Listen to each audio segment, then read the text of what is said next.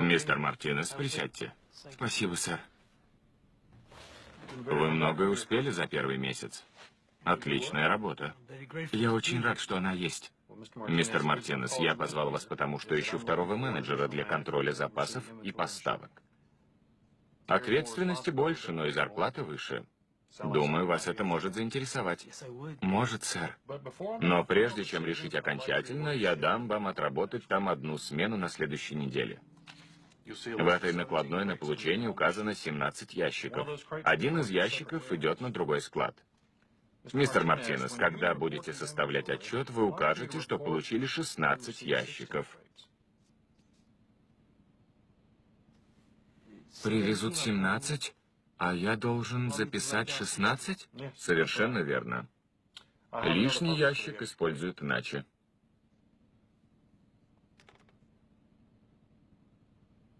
Вы ведь в моей команде? Я ведь не могу полагаться на тех, кто не в команде.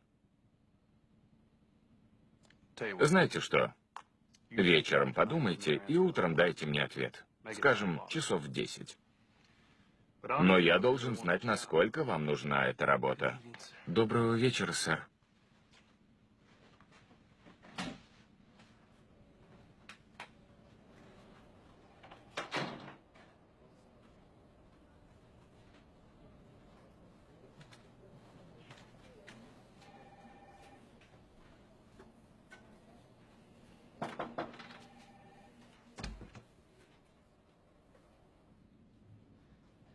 Доброе утро, сэр. Здравствуйте, мистер Мартинес, как дела? Спасибо, хорошо. А ваши? Пока не знаю. Присаживайтесь. Полагаю, у вас было время обдумать нашу беседу. Да, сэр, было. И что вы решили? Вы в моей команде. Мистер Тайсон, я очень благодарен за эту работу, но я не могу так поступить. И почему же? Потому что это неправильно, сэр. Если я совру в отчете, это будет оскорблением Бога и моей семьи.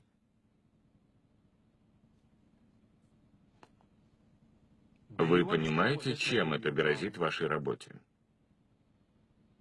Да, сэр, понимаю.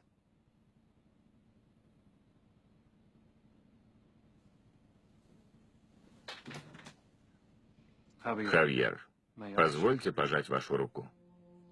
Молодой человек, вы дали правильный ответ. Я искал управляющего запасами и поставками, и, честно говоря, вы были последним в списке. Но мне нужен тот, кому можно доверять. Вы согласны? Зарплату мы поднимем. Почту за честь, сэр. Хорошо. Тогда работа ваша. Теперь Уолтер расскажет вам подробности о назначении, объявим в понедельник. Поздравляю, Хавьер. И, Хавьер, спасибо за твою честность. Это редкость. Поздравляю, Хавьер. После 6 попыток я начал терять веру.